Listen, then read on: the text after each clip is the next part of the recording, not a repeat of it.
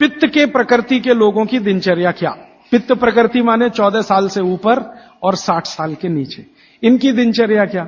पित्त प्रकृति के लोगों को कफ का असर कम हो जाता है, पित्त थोड़ा बढ़ता है, वात उनके पास कम ही रहता है या बिल्कुल नहीं रहता। अब पित्त प्रकृति के लोगों को ज्यादा सोना जरूरी नहीं है, उनका पित्त है, कफ तो ऐसे ही शांत है, तो ज्यादा सोना जरूरी नहीं। माने पित्त प्रकृति के लोग अगर 8 घंटे सो रहे हैं, 7 घंटे सो रहे हैं तो भी चलेगा। न्यूनतम नींद कितनी होनी चाहिए? आप कहें पित्त प्रकृति के सब लोगों को जिनकी उम्र 14-15 साल से लेकर 60 साल है, इनकी कम से कम नींद 8 घंटे की रहे तो अच्छा है। लेकिन इससे भी कम रह सकती है क्या? 7 घंटे हो सकती है, लेकिन उसके लिए थोड़ा प्रयास करना पड़ेगा। 6 घंटे भी हो सकती है, 6 से कम नहीं और 8 से ज्यादा नहीं, ऐसे मान लीजिए। तो पित्त प्रकृति के लोगों को 6 घंटे से कम नहीं सोना, 8 घंटे से ज्यादा नहीं सोना। अब उसके हिसाब से दिनचर्या तय करिए। तो 8 बजे सो जाएं, मान लो आप भी ऐसे ही माने। भागवत जी कहते हैं सूर्यास्त के 2 घंटे बाद सो जाएं, बच्चे भी बड़े भी। तो 8 बजे आप सो जाएं, तो 8 से 8 4 बज गए ना, 4 बजे उठें। आपके लिए उठना बहुत जरूरी है। ब्रह्म मुहूर्त में पित्त प्रकृति के लोगों का उठना बहुत आवश्यक है। बच्चे ना उठें तो चलेगा, आपको तो उठना बहुत जरूरी है। क्यों? अगर आप 4 बजे उठते हैं तो अगला पूरा दिन आपका बहुत बेहतरीन और व्यवस्थित है, और 4 के बाद उठेंगे तो पूरा दिन डिस्टर्ब है। क्यों? क्योंकि जो जो करना है आपको वो 4 बजे से लेके ही शुरू होगा। 4 बजे उठे, आपने पानी पिया, जो मैंने पहले ही बता दिया, ऊषा पान जिसको कहते हैं। फिर शौच आदि के लिए आप गए, 10-15 मिनट मान लीजिए उसमें गया। फिर बाहर आप निकले, दंत धावन शब्द इस्तेमाल किया, दंत धावन करें माने दांत साफ करें। अब दांत साफ कैसे करें? पित्त प्रकृति के लोगों को हमेशा दांत ऐसी चीज से साफ करना जो कषाय हो, स्वाद में तिक्त हो। स्वाद में कषाय समझते हैं? कड़वा, जो स्वाद में कड़वा है और तिक्त है, ऐसी चीजों से आपको दांत साफ करना है, क्योंकि प्रकृति आपकी पित्त की है। तो पित्त को कम करना, कंट्रोल करके रखना, ये कषाय और तिक्त स्वाद की चीजों से ही होगा। तो इसका मतलब यह है कि आप नीम का दातुन करें, जो कषाय भी है, तिक्त भी है। भागवत जी ने कॉलगेट के लिए मना किया है। कॉलगेट था ही नहीं तो लिखा भी नहीं है उन्होंने कहा कि आप नीम का दातुन करें। और नीम से भी अच्छा एक दातुन उन्होंने बताया, मदार। मदार समझते हैं? मदार का एक पेड़ होता है, वो कहते हैं नीम से भी अच्छा है, क्योंकि वो और ज्यादा कषाय है और ज्यादा तिक्त। फिर एक है बबूल,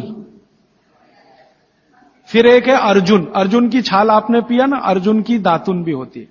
तो ऐसे 12 वृक्ष उन्होंने बताए हैं, नीम है, मदार है, अर्जुन है। फिर ये जो होता है ना आम बबूल है, आम है, अमरूद है, ऐसे 12 वृक्षों का उन्होंने वर्णन किया है कि इनकी दातुन ही करना, इसके आगे 13वें वृक्ष की नहीं। और वो डिटेल लिखा है किताब में, आप ले सकते। जब उन्होंने आगे लिखा है वो मैं अभी बता दूं। वो ये कहते हैं कि जीवन में जो ऋतु है, ऋतु गर्मी है, फिर सर्दी है, फिर बरसात है, 3 तो मुख्य ऋतुएं हैं। फिर इनकी उप ऋतुएं हैं तो 6 हो जाती है, शरद है, शिशिर है, वसंत है। तो मोटा मोटा बता देता हूं, ज्यादा बारीक आपको याद नहीं रहेगा। वो ये कहते हैं कि जब गर्मी का सीजन है, गर्मी माने अप्रैल से शुरू कर लीजिए, उगादी से शुरू कर लीजिए, नहीं तो आप मकर संक्रांति से ही मान लीजिए। तो मकर संक्रांति से लेकर जब तक गर्मी है माने बारिश नहीं होती, तब तक नीम के दातुन की बात कही उन्होंने। तो इसमें चैत्र भी आएगा, वैशाख भी। अब आप पुरानी चीज जरा देखिए कि हमारे बचपन में हमारी दादी कहती थी कि देख चैत्र का महीना लग गया, नीम के पत्ते खा ले तो अगले 1 साल तक बीमार नहीं पड़ेगा। तो वो समय यही आता है जो भागवत जी का कैलकुलेशन। क्यों? ये जो समय है इसमें पित्त को भड़कने से बचाने में सबसे बड़ी मदद ये करेगा नीम। तो नीम का दातुन, नहीं तो बबूल का दातुन, नहीं तो मदार का दातुन, लेकिन गर्मियों में सबसे अच्छा नीम है। दूसरा सबसे अच्छा बबूल है गर्मियों में, और सर्दियों के दिन में सबसे अच्छा दातुन है अमरूद। अमरूद के पेड़ का दातुन सर्दियों में सबसे अच्छा, अमरूद के पेड़ का। और अमरूद के जैसा ही एक और पेड़ होता है, जामुन का भी दातुन करने का नियम बताया है, लेकिन पता नहीं आप तोड़ पाएंगे कि नहीं, लेकिन अमरूद का आसानी से मिल जाएगा। और फिर ज्यादा बारिश के दिनों में जो वो बोलते हैं तो आम का भी कर सकते हैं, अर्जुन का भी कर सकते हैं। और आप बोलेंगे जी पूरी जिंदगी अगर नीम का ही दातुन करें तो कर सकते हैं, 3 महीने लगातार करके थोड़े दिन छोड़ देना, फिर 3 महीने कर लेना। वो थोड़े दिन छोड़ने का नियम ध्यान रखना। तो फिर आप बोले थोड़े दिन छोड़ दिया तो क्या करें, उस दिन दंत मंजन कर लेना।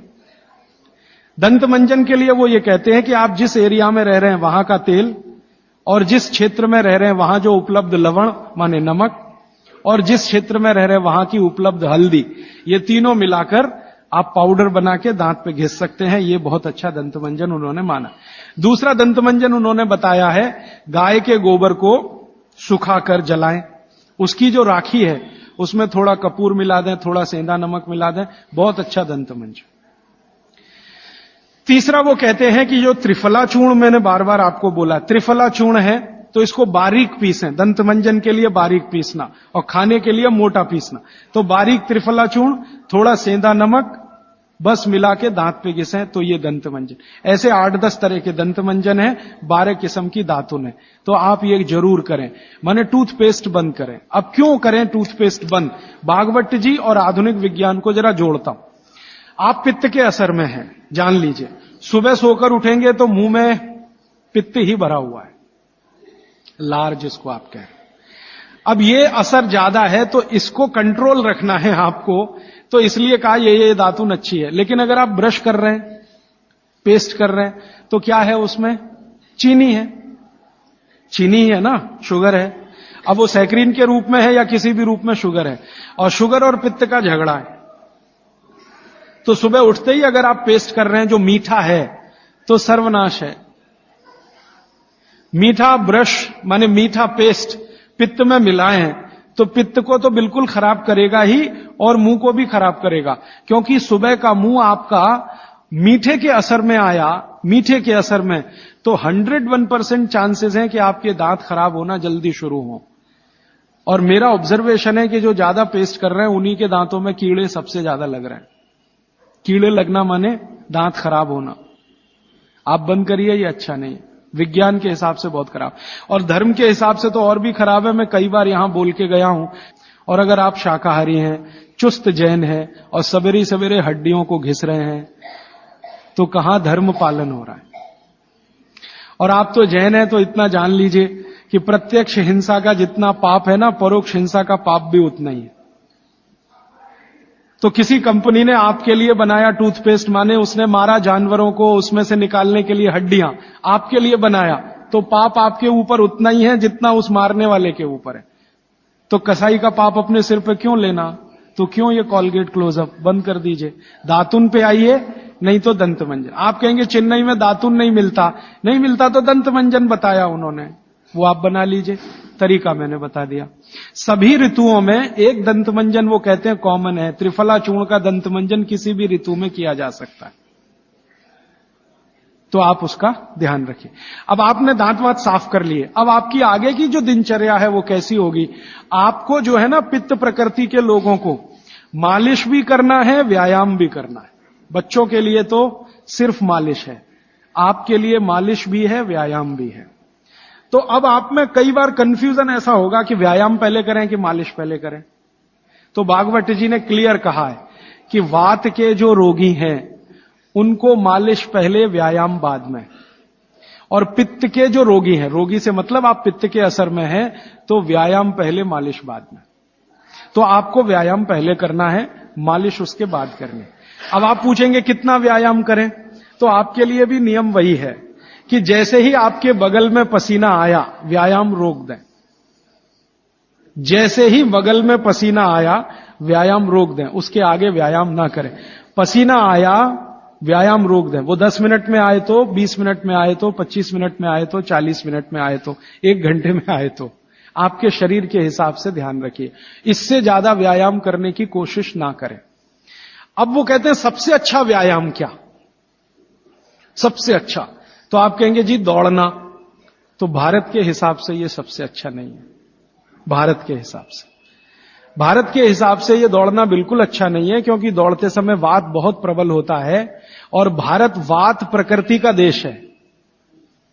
देशों की प्रकृति होती है वात प्रकृति, क्योंकि गर्मी है, ज्यादा इलाके में गर्मी है, वात प्रकृति का देश है, रुक्ष देश है। चेन्नई जैसे 2-4-10 बड़े शहरों को छोड़ दो जो समुद्र के किनारे हैं, बाकी देश रुक्ष है। रुक्ष माने सूखी हवा चलती है, तो रुक्ष है तो बात ही होगा। तो वात प्रकृति का देश है, इसलिए दौड़ना तो यहां बिल्कुल निषिद्ध है। दौड़ना तो नहीं, रनिंग तो बिल्कुल नहीं, वो ट्रेडमिल पे दौड़े वो भी नहीं, एक्सरसाइजर लाके उसमें भी दौड़े बिल्कुल नहीं। वो कहते हैं कि ऐसे व्यायाम जो स्लो हैं, जिनमें वायु ना बढ़े, तो सबसे अच्छा उन्होंने बताया सूर्य नमस्कार आपके लिए। अब आप चाहे आसन के रूप में माने या उसको व्यायाम के रूप में माने, तो सूर्य नमस्कार आपके लिए सबसे अच्छा है। तो आप सीख लें सूर्य नमस्कार, किसी ने सीखा है वो दूसरे को सिखा दे, नहीं तो इस पर अलग से एक आप सेशन कर सकते हैं सूर्य नमस्कार। दूसरे कुछ व्यायाम है आपको, तो वो व्यायाम में छोटे छोटे स्तर पर दंड बैठक, छोटे छोटे स्तर, ज्यादा लंबी नहीं, छोटी दंड बैठक है। और छोटे छोटे स्तर के कोई भी व्यायाम जिसमें बहुत तेजी से पसीना ना निकले, सीधी सी बात, घर में हो तो बहुत अच्छा। अब वैसे माताओं को तो भागवत जी कहते हैं कि व्यायाम की अतिरिक्त जरूरत ही नहीं है। अगर वो रसोई घर के भोजन में लगी हैं तो बहुत सारे व्यायाम आपके वहीं हो रहे हैं, जैसे चक्की चला रहे हैं तो बहुत अच्छा है, सिलबट्टे पे चटनी बना रहे हैं तो बहुत अच्छा है। आप कहेंगे हम करते नहीं है, मैं प्रेरणा दे रहा हूं, करने लगे आप। मिक्सी का उपयोग कम करें, सिलबट्टे का ज्यादा करें, चक्की का उपयोग ज्यादा करें, मिक्सी का उपयोग कम करें, बाजार में जो इलेक्ट्रिक चक्की है उसका उपयोग कम करें। वो मैं पहले भी बोल चुका था, अभी भी बोल रहा हूं कि आप चक्की को चला के आटा पीसेंगे, उसकी क्वालिटी बहुत बेहतरीन होने ही वाली है, क्योंकि इसमें घर्षण कम है। और घर्षण कम है ना, तो अनाज धीरे धीरे पिसेगा, और अनाज धीरे पिसेगा तो टेम्परेचर नहीं बढ़ेगा, और वात वाले देश में टेम्परेचर बढ़ना नहीं किसी भी चीज का। और आप इलेक्ट्रिक चक्की में पिसवाएंगे ना, बहुत तेज घर्षण है, तो अनाज में नाश हो जाएगा, पौष्टिकता कम होने ही वाली है। तो हाथ की चक्की का खा के देख लीजिए एक रोटी, और ये बिजली वाली चक्की का खा के देख लीजिए एक रोटी, एक ही मिनट में अंतर पता चल जाए। तो अगर आप करें तो अच्छा है। फिर आप कहेंगे जी चक्की मिलती नहीं। मैंने चेन्नई में देखा 2 लोगों को जो चक्की बना के देंगे, आप अगर उनको ऑर्डर दें तो। पत्थर वाले लोग यहां हैं, मैं 6 दिन से यहां घूम रहा हूं, सड़क पे दिखाई दिए, तो सिलबट्टा तो है उनके पास, चक्की नहीं है। क्यों नहीं है? वो कहते हैं कोई लेता नहीं तो क्या बनाए, आप लेंगे तो बनाएंगे। 2-4 बना हुआ है तो वो भी। और आपको कहीं ना मिले तो जरूर मुझे करें फोन, तो हम कुछ ट्रक भर भरा के राजस्थान से, गुजरात से भिजवाएंगे आपके पास। ट्रक भर के ही भेजेंगे तभी सस्ती पड़ेगी, 1-2 आएगी तो मुश्किल हो जाएगी। और आप अगर राजस्थान जाते हैं या गुजरात जाते हैं तो एक आध चक्की तो साथ में भी ला सकते हैं ना। AC 3 टायर में आप 60 किलो तक वजन ला सकते हैं, AC 2 में 100 किलो तक ला सकते हैं, और स्लीपर क्लास में 40 किलो तो ला ही सकते हैं कंफर्म टिकट पे। तो चक्की तो 20 किलो से ज्यादा होती ही नहीं है। तो आप भी जाएं कभी राजस्थान गुजरात तो 2 चक्की एक आदमी ला सकता है। तो आप लाएंगे चक्कियां तो क्या होने वाला है, वो जो बनाने वाले कारीगर बैठे हैं पत्थर वाले, उनका कुछ रोजगार तो बढ़े, कुछ रोजी रोटी चले, जो अभी धीरे धीरे बंद हो रही है।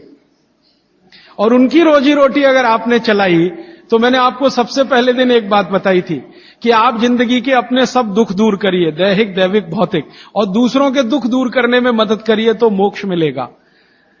तो आपने चक्की बनाने वाले का भौतिक दुख तो दूर किया, चक्की खरीदी तो पैसा तो मिला, गरीबी कम हुई, रोजगार बढ़ा, तो भौतिक दुख भी अगर आपने कम किया तो मोक्ष की तरफ जा। तो चक्की है, सिलबट्टा है, कोशिश करें तो व्यायाम की अतिरिक्त जरूरत नहीं। और अगर नहीं कर पा रहे हैं तो थोड़ा हल्का फुल्का व्यायाम आप जरूर करें। और बहनों को, माताओं को जो सबसे अच्छा व्यायाम है, भागवत जी कहते हैं फॉरवर्ड बेंडिंग। फॉरवर्ड बेंडिंग माने आगे झुकना। तो जितनी बार आप आगे झुकें, ध्यान रखें कमर से झुकें हमेशा, तो जिंदगी में कभी भी दर्द नहीं आएगा कमर का। आगे कमर को छोड़कर कहीं से भी झुकेंगे तो तकलीफ है। कोशिश करें कमर से झुकें, जितना झुक पाते हैं वहीं तक झुकें, जरूरत नहीं है कि नीचे तक झुकें। हो सकता है कमर से झुकें तो आपके हाथ घुटने तक ही आए, वहीं तक रहने दीजिए। सहज होकर करिए, असहज होकर मत करिए।